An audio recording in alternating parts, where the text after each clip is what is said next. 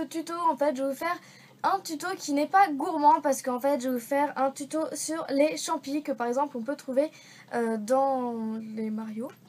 Voilà, je pense que tout le monde connaît Mario et Luigi. Et donc du coup, je vais vous faire les champignons qu'on peut trouver dans ces jeux vidéo.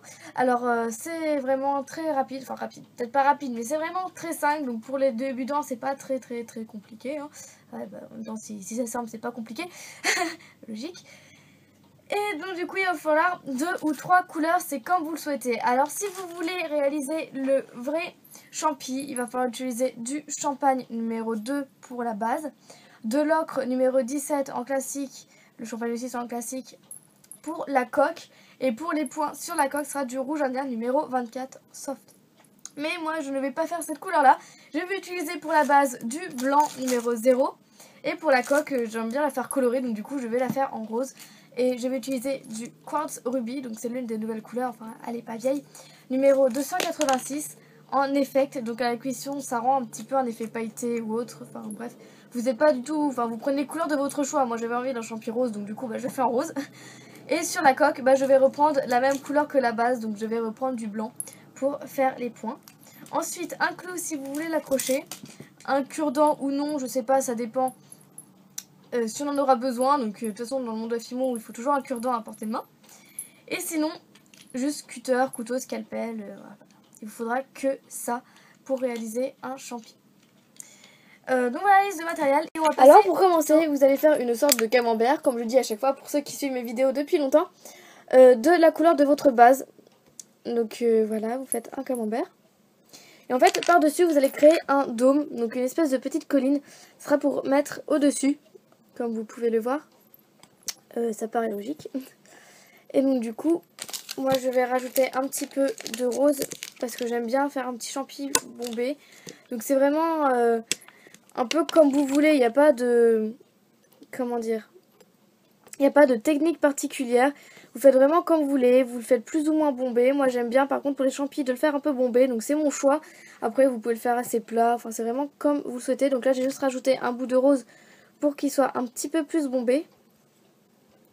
Donc voilà, sinon on fait une sorte de colline.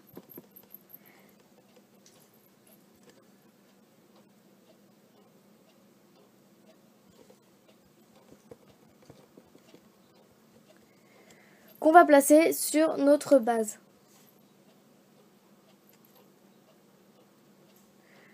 Donc voilà, et en fait on va appuyer.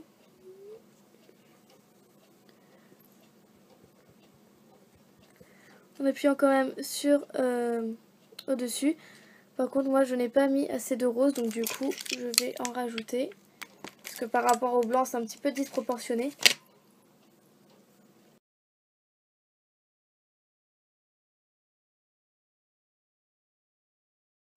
Donc voilà, j'ai placé ma coque sur la base et ensuite nous allons placer les pois au-dessus. Alors moi en général j'en fais à peu près 5 ou 6, ça dépend. Donc je reprends du blanc. Je vais créer tout simplement des petites billes entre mon index et mon pouce. Et en fait je vais l'aplatir entre mes doigts.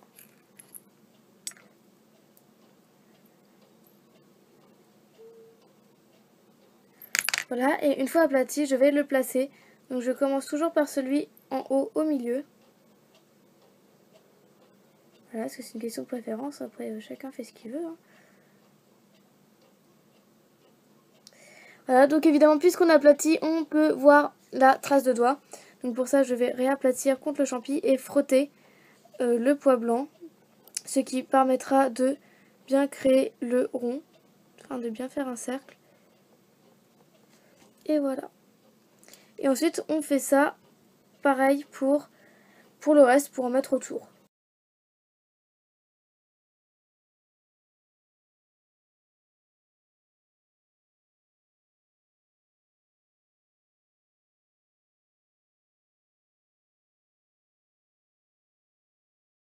Donc voilà, j'ai fini de placer mes pois au-dessus. Donc j'en ai mis 6, un au milieu et 5 autour. Ensuite, je vais placer mon clou dans le pois du milieu. Donc comme vous avez pu le marquer, c'est à peu près proportionnel l'espace et j'ai fait à peu près de la même taille. Et j'ai oublié de préciser, mais vous devrez vous munir d'un marqueur que je n'ai pas sous la main. Voilà, j'ai oublié de préciser, mais vous aurez besoin d'un marqueur pour faire les 2 traits qui représentent les yeux.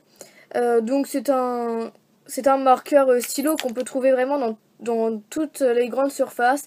Je sais pas, pour marquer sur des CD, sur des feuilles, sur des étiquettes de vêtements.